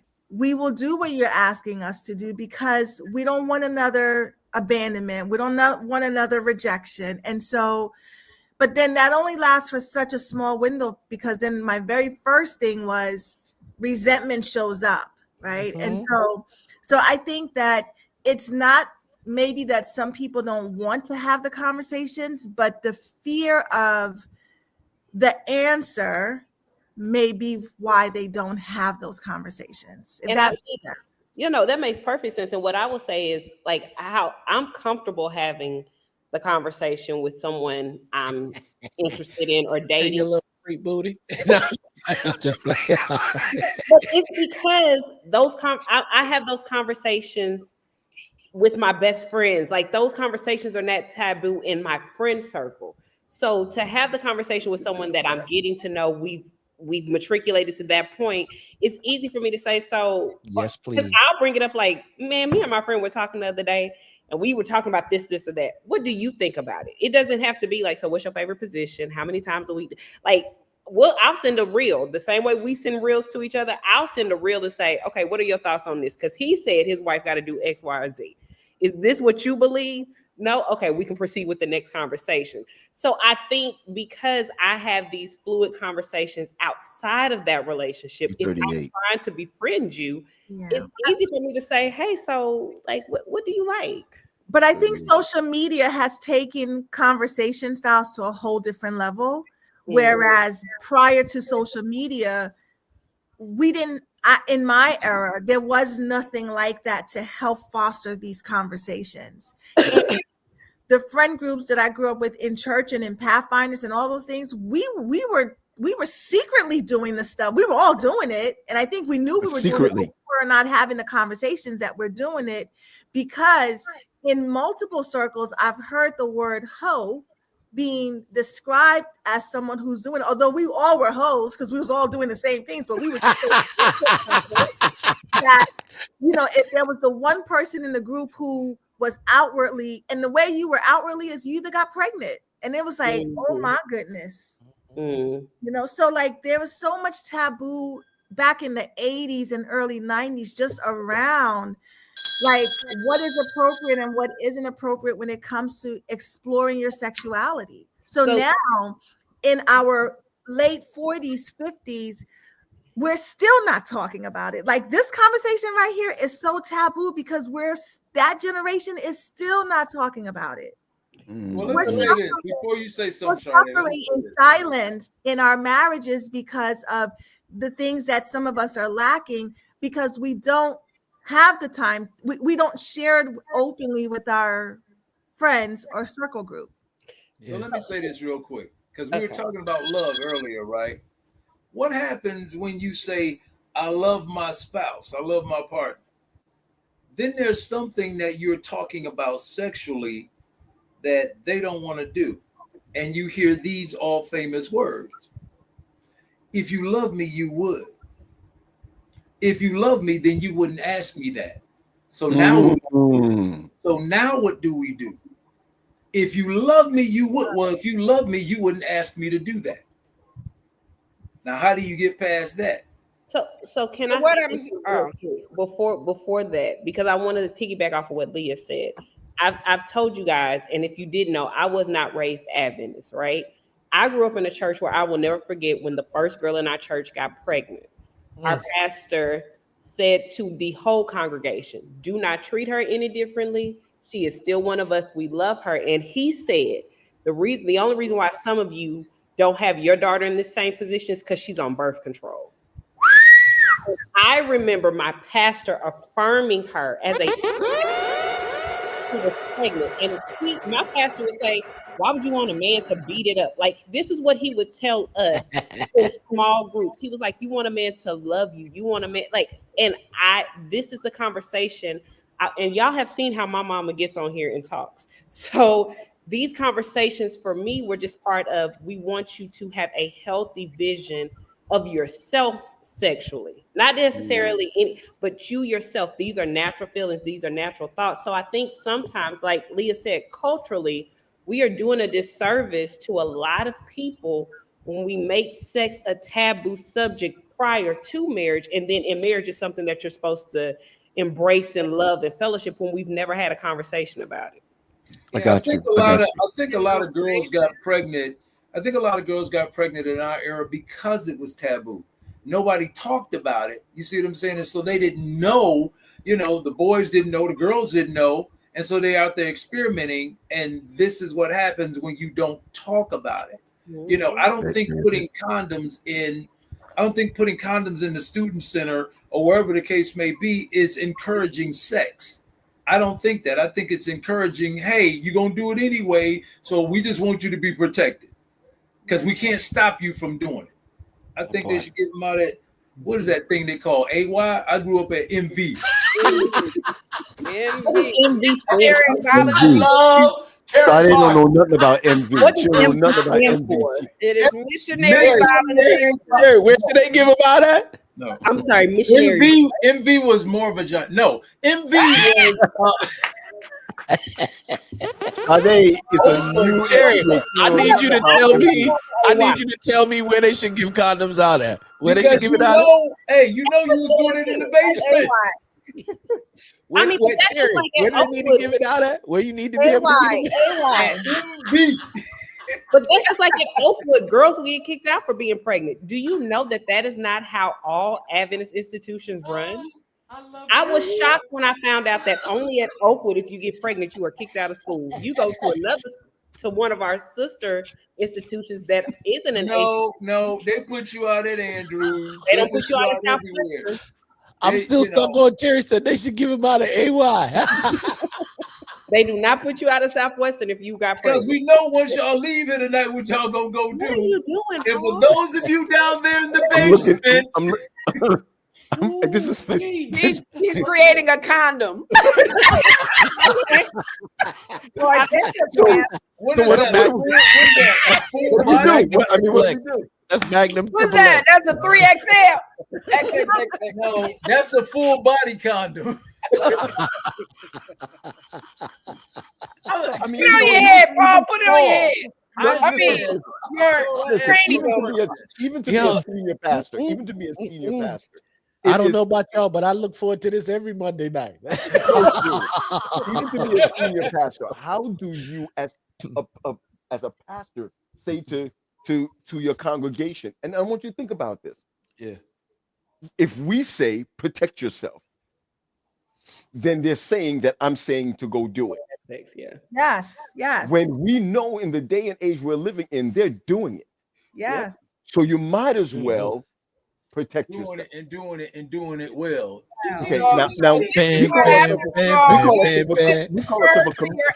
My Jamaican guy. Or Ding, ding, ding, ding, ding, ding, ding. So the 10-minute bell rang a long time ago. I have no idea what's happening with this bottom row. This is bottom row. I want to sit next to Terry and Church. I grew up in Queens. She grew up in Brooklyn or somewhere. He was saying, ding, ding, ding, ding, ding, ding. I represent Right. Queens. She was raised So out in Brooklyn. There you go. Or in the words of Jodeci, how do you want it? How do you feel? Drew Hill. Tell me what you want. Hey, you know you gotta do that one little jump. Hey, yeah. Something wrong. Something wrong. All right, we ain't gonna get busted on here. Listen. Oh my God. We'll go around the horn. I love the way we started. I love the way we went. But you know, I think it's The really way we important. roll. No, go ahead. Get Terry and Quest an album. Please. Clearly we have a music night. You know me and Quest, if we go DJ, it's gonna be lit. It's gonna be lit. All I'm right. telling y'all, when we get ready to do this next unscripted live, it's gonna be oof. I'm just telling y'all, stay. Oh, by the way, let me just put my serious hat on for a minute. Unscripted live is moving to a new home very soon. What voice was that? What voice? Because that was in Brooklyn. What voice was that? That's my code switch. That's my code switch. Okay. Okay. All right, start over. We gonna Okay. Go ahead. Unscripted Convos are moving to a new home on YouTube fairly soon. And we want to make sure that you guys are a part of each and every week that we get together and do complete foolishness. So we're gonna put the link in the chat. Put it out there so everybody can see it. Because sometimes when I post it only posts to Facebook, but put it where everybody can see it, please. Ladies, post it on your place. We are moving there soon, and we're gonna drive all of our traffic towards this one unscripted. But you can automatically go there now. You can click the subscribe button and then click the bell so that you get the notifications as to when we start posting new content. We're already uploading all the old episodes. So yeah, man, we want to build this and we want to take y'all along for the journey. New things coming for this year and subsequently years to come. So yeah, man, be a part of the growth, be a part of Unscripted, and yeah, man, subscribe. Can just somebody from Unscripted send me a hi on our bridge thing so I can because once it comes up I can do it. Just no doubt. Just say hi to me, please. Just say hi. Just say hi on the bridge. On the bridge. In our text thread. Go ahead, Terry. What you got? Question. Yeah. When I said, how do you say JoJo's last name? What is that? Is that Korean? No, JoJo is Haitian. What's NG? He is Haitian. Okay, me. I don't know if she married someone who was Haitian. He is Haitian, 100%. She's cousin to Greg Nelson. Oh, she said, oh, those are just her initials. She said when said, we Oh, come to Nelson Florida. Guerrero. Okay. See that Greg Nelson? She's cousin to Greg Nelson. Oh, that's what's up. Preacher Greg Nelson. Okay. Because I was like, I thought it was Korean. My bad. y'all know what I love about the Adventist world? Mhm. We always talk about who's related to who. Like, oh, that's Don't like worry about it. we Don't do worry it. about it. Don't worry about first generation. Don't worry. I was just about to say that's only if you were Don't worry like about that. Don't worry seventh about that. generation. Mhm. Oh, that's If that's you what know, if you just not coming out the block, you just sit there and wait for a couple of more, have some kids. children. They just Round the horn, P. Oh yeah, round the horn. Okay, here we go. So let me just post this Yeah, right I got to here. go to bed. Yeah. Mhm. I'm the old man in the group. In fact, I got jury duty tomorrow. How about that? Ooh. Do you? Yeah, early in the morning. Is it a good case? Do you I'm know? about to say, is it a murder case? I don't know what it is. They told me to call tonight to see if it's even. I hope it's not, because I just want to stay home. I want to clean my kids' room because they're gonna be back from school. Congratulations on the graduate. Thank you. Aren't you happy that they're coming home? Thank you. Okay, baby girl be watching the show. Yeah, You better she chill gonna out. have something to say. I'm excited that they're coming home. I'm excited that they're coming home. I think that Zenova is going to be home. She's going to be home. So the emptiness is they're coming back. You got an egg back again. I better get a couple of rounds in. Yeah, y'all may want to. Said she was Asian in her past life. Y'all may want to do a couple of belts and wigs in a couple of rooms. Before we get Look, Sade, where's your collar? Where's your collar? Your poor children gonna be mortified if they ever see a collar on the kitchen counter. Jeez. Or just go over there and just slap your hat on Wendy's head. I'm so glad we your had Tim's and be like, let's get it. Round the horn, P. Yes. Not Quest trying to wrangle us in. Ring it in, right? We should have been done 20 minutes ago, but It's true. I tried to tell y'all. I said to Wendy, I'm going to be finished at 10:30 tonight. She said, yeah, right. Yeah, right. Nigga, please. I'm going Negro, to please. bed. Are you lonesome tonight? tonight. All right,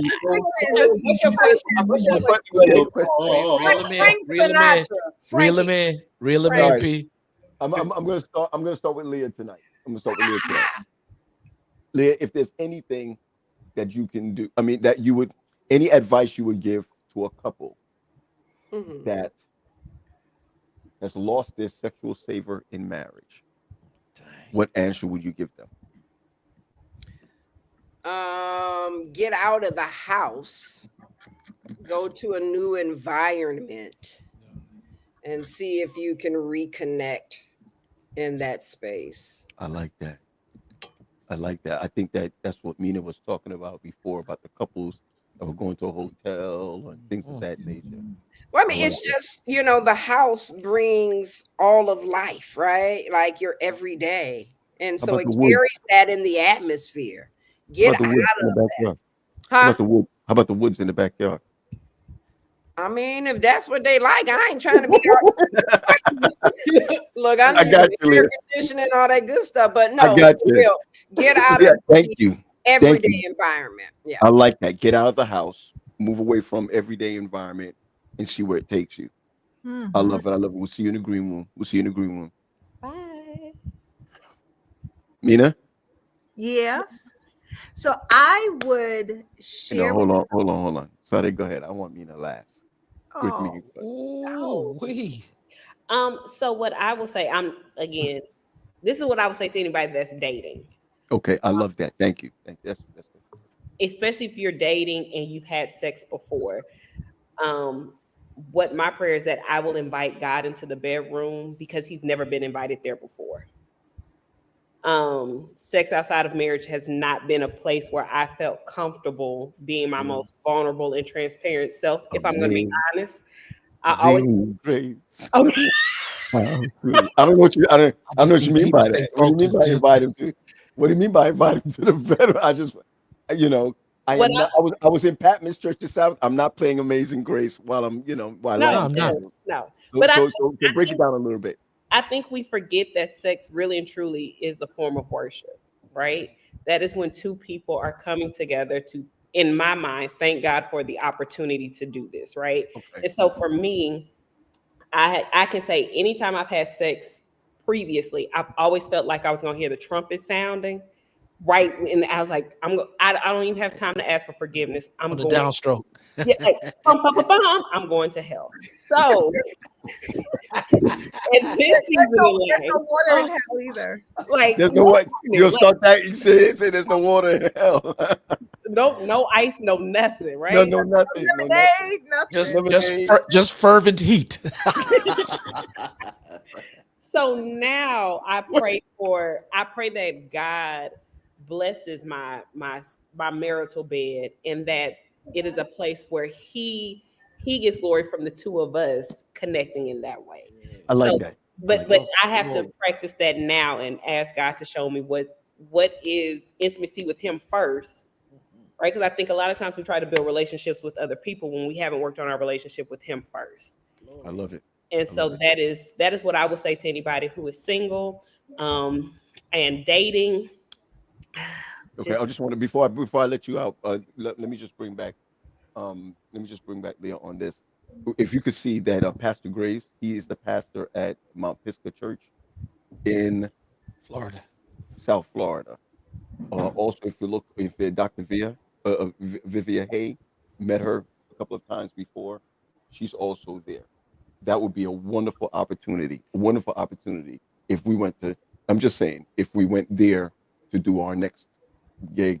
He's so open. He's so awesome and open. In fact, I think he said it in here. Here he goes. He said, we'll have them soon. I know Paul Graham. And so it'd be great for us to do that. There's some churches we can't do it at, but there's some churches will allow us to do it, have those conversations. Sunday, thank you so much. Thank you so much. I see you in the green room. Leah, I see you back in the green room. I know you got to run, but Terry, what's your thoughts? I forgot what the question is. It's simple. If someone came to you for advice on not having sex or intimacy in their marriage, how would you? No. If it's not the way you want it to be, how would you? What advice would you give them? If it's not the way they want it to be, Or I not would happening? try to, first of all, I would actually try to find out where did it go wrong. Okay. What changed? When did you notice this change? What's going on? And then say, well, we kind of got this. Okay, so let's go back to where you were before. Was it good before? What made it good? So go back and revisit those initial things and try to recreate that. It's kind of like, all right, so think of a time where, it was good. What were you doing? What was going on? And what's stopping you from doing that now? So I'd have them kind of go back to where it was good, to try to get that back again. Go back and revisit those times. Gotcha. I like that. Revisit those times, and let's see if it'll spark whatever it needs to spark. Thanks, Terry. I'll see you in the green room. Yep. Mina. Say what? That's right. Ew. So if we're talking about couples who have lost their sex drive, it definitely feels discouraging. But it's also more common than people admit. So like that's what I would do. I would sort of normalize the season and give them the hope and tell them that it is very repairable with intentional steps. Leah gave a like one tangible thing that they can do that could help it. And I would talk about the sexual drive coming in ebbs and flows. You got stress, you got children, you got health issues, emotional disconnection, even unresolved resentment. All of those things are barriers that could keep them there. So I would want to work with them in sort of rebuilding that emotional intimacy first. Because if we don't get the emotional intimacy sort of build back up, the other one is going to flop. So I like that. Emotional intimacy. I love it. Hey, Mina, thanks. We'll see you in the green room. Well, hey, let me tell you something. I got to tell you something. I freaking love learning, bro. Man, I hate them. But I think that's what's so dope about all of this is when we get together, you get the real life experience from who we are as individuals, not only as coaches. You get it from an educator's perspective, because really a lot of this is about education. And I don't care, like, for real, there's some principles to learning. Some of us are winning because we operating in the principles, and some of us are not winning because we just, and that's why I like how Sade, you know what I'm saying, brings those pieces of it together. Then you got three clinicians who's giving you, like, for real, human behavior and everything that comes along with it, the traumas, what's blocking you from getting better. You know what I'm saying? Like, we can't lose, man. Yeah, can't. Listen, question. I'm just, again, I love tickling. I love to be tickled by just what people put down. I love hearing from Cams, that's Carol Mans. I love hearing from JoJo. I love hearing from different individuals. I like to hear Terry say, give out condoms at AY.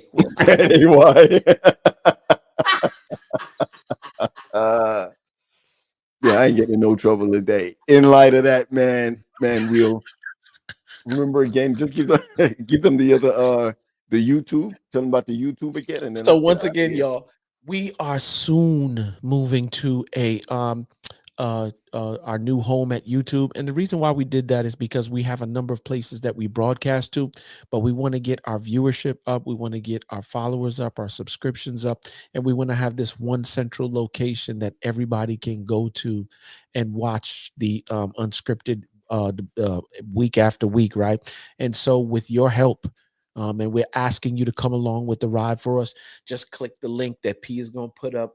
Go by there. The switch is not official, but you can go there and subscribe now. Go there, subscribe now, and then click the bell, and it'll give you all the notifications. Jojo, I can't tell just yet. They're gonna shoot me if I say it. I can't tell just yet. But don't worry, y'all gonna be the first to know before anybody knows. And yeah, man, let's grow this thing. And then we're like, for real, we're looking to do something not just for the sake of having a podcast week after week. We're really trying to create a dynamic shift in the way that we do relationships and making the bridge. That's why we got the clinicians on here. That's why it's called the bridge, unscripted conversations, because we want to bridge the gap between mental wellness and between marriage and relationships. So do me a favor, y'all, please come along. We want to dispel all of the things that we learned as we came up about having these taboo conversations. Oh, Jared, appreciate you, brother. We want to have all these conversations like, for real. And if there's any shift or any change that's going to take place, it has to start with a conversation. So that's what we're trying to do. So y'all, please come along with the ride for us and subscribe. Just want everybody to know that the lives are saved. We're going to be uploading them so you can share them with others. In fact, share this with others also. Yep. And be blessed. Thanks for just coming out and spending some time with us. And we'd love to come to your city real soon. We'd love to come to your city real soon as we begin to grow. We're hoping that you're growing too. Be blessed, everyone. Be blessed.